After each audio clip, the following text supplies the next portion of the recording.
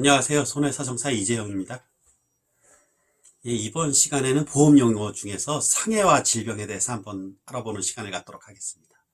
상해보험, 우리 질병보험. 우리 상해 또는 질병보험을 우리 보험학에서는 손해보험, 생명과 구별하여 제3보험이라고 합니다. 이 3보험이라는 것은 이 손해보험 영역, 우리 배상 책임으로다도 발생할 수 있고, 우리 상해나 질병은 또 순수한 자기 단독 사고 또는 질병으로다도 발생할 수 있기 때문에 이거는 질병, 제3보험이라고 해서 구별하고 있습니다. 상해와 질병, 우리 상해 질병, 인보험 영역에 속하는 것인데요. 우리 사람이 살아가면서 발생할 수 있는 위험, 신체의 완전성, 죽는 것과 다치는 것, 그리고 병 드는 것. 이렇게 세 가지겠죠, 크게. 우리 죽는 위험은 우리 자연적으로 노화 현상으로 죽는 것. 이것을 보험학에서는 일반 사망이라고 합니다. 그리고 다쳐서 급격하고도 우연한 LA 사고로 다쳐서 죽는 경우. 이것을 우리는 상해 사망 또는 재해 사망이라고 합니다. 그리고 암이라든지 뇌졸중, 심근경색 이런 것으로 사망하는 경우도 있죠.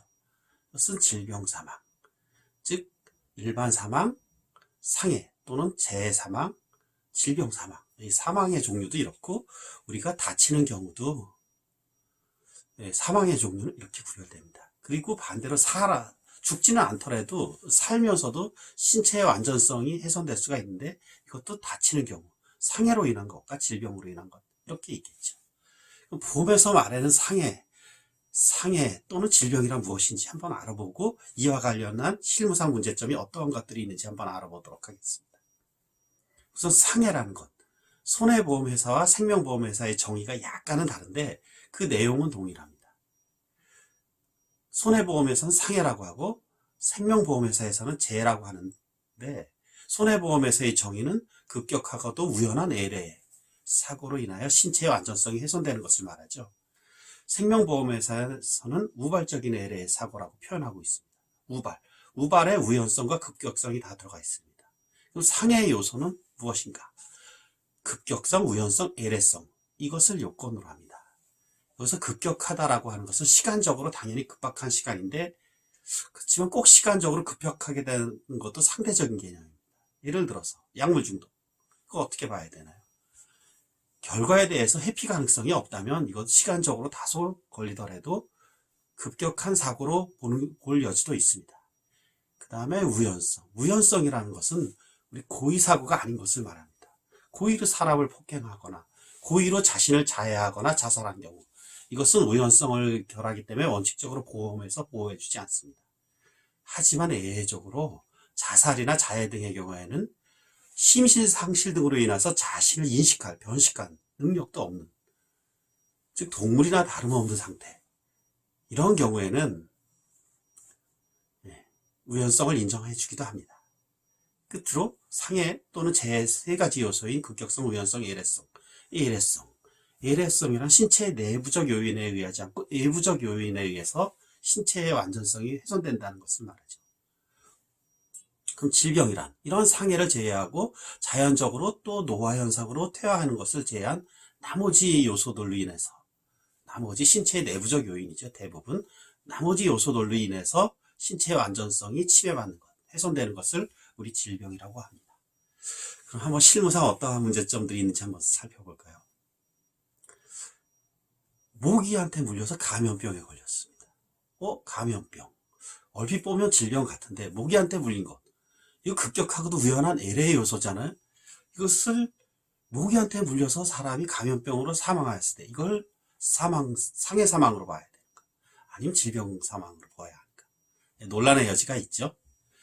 그리고 찬물에 머리를 감다가 갑자기 뇌출혈이 발생해서 사망했습니다. 이거 사고상가 재해상가? 아니면 뇌출혈, 질병 사망인가? 체질적 요인에 의한. 우리 판례에서는 찬물에 머리를 감다가 실제로 사망한 사건이 있었는데 경미한 외부 요인이라고 해서 이것을 질병 사망으로 본 판례가 있긴 합니다. 우리 생명보험에서는 이 재해에 대해서 나열을 하고 있습니다.